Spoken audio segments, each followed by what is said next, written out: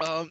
No, so like Sword Art, like it was like the other week or the other episode or whatever. Like that's when we found out like it was like this is like just the funniest thing I've ever seen like on Toonami. I think when I'm laying in my bed and I'm watching the episode where like she starts opening to her heart to Kirito in the game without her knowing it's her brother, and then she admits that she's got a crush on her brother, and she's telling, and then she's like, I gotta bury my feelings, I can't, this isn't, I gotta hide that or whatever, and she's telling this to her own brother without them knowing, and I just bust out laughing at like 1:30 in the morning because I'm like, this is the funniest thing I've ever seen.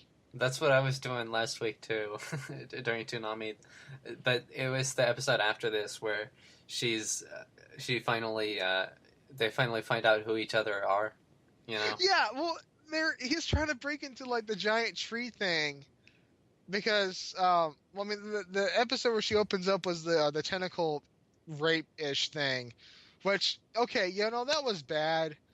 But that was not as funny as that was not as hilarious as like when she opened up to her own brother without them knowing each other. Yeah, we should. I guess we shouldn't just like gloss over the tentacle rape thing though. No, that part I was just like, oh god, why is this on here? And then but then it was like it was pushing it, but it didn't go as far as that it needed to. But it was still really, really, really, really awkward. Yeah, she was trying to log out for some reason because that's how easy it is to just get out of this situation she's in. She just has to press some buttons. And this is supposed to be like some really perilous situation. And then these weird-ass tentacle monsters just walk up to her and they start sticking their tentacles in her mouth. And she bites them. The tentacle monsters serve as like these IT guys for the game, which like this section of the tree that they're in is hosting all the SAO brain or people, like their minds, in this one room. It's like a server room within the game, which is actually based on a real server room. I think was what we're going to find out in the next couple episodes. So I don't freaking even know, but yeah. So like there was that, but of course like they realized that like Asuna is alive because she throws down like a key card that they're not even sure how they're really going to use it or have it work or whatever. So that's going to be weird to see or funny how that's going to happen. I mean, we're at the point let me finish this up real quick by saying like that episode ends, from last week's episode ends with they figured out who each other are, because then Kirito admits that like my girlfriend is in a hospital room and her name's Asuna. And then all these pieces come together, and then basically the sister takes off her headset and like cries.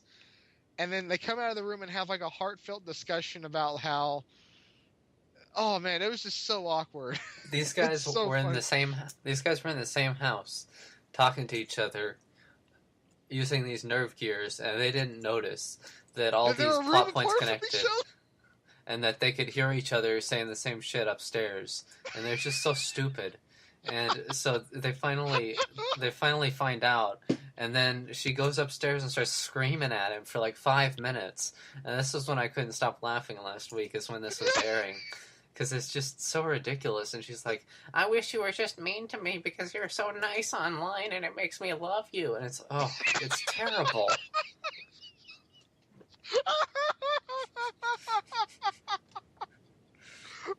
Oh. I remember that. It's like I could hardly believe this was airing on Toonami. Like, why did they pick this show up? This was an actual script for a show. Yeah, and that somebody thinks this is like compelling drama, and the CG like loves this show. It's just hilarious. That's all it is. It's not like a good show. No, it's not. Oh, but like the funny thing was just like. Okay, so like they had that one part where like she made her a sandwich or something when she was like in the game. She's like, okay, we're in this town. I need to log off and make my brother a sandwich. And he's like, oh, okay. And then like she logs off and he's just waiting for her like to come back or whatever. And like, and then of course she makes him a sandwich, and then and then she comes back. He's like, okay, well I think my sister made me some food too.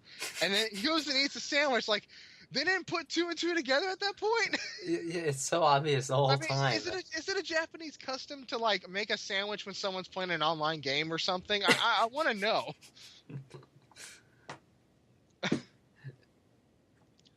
Oh. I mean, we're so in deep in this show already. And we have to finish it, obviously, no matter how bad this is going to get. I mean, it's bad enough. And, like, this is kind of like a highlight for me of the week. It's like, it's really more like this depressing, crushing thing of, like, you know, having to suffer through this each week. But then again, it's just like, we're so close to the end. It's like winning a race that you're just like, it's like swimming laps in a pool that's filled with crap.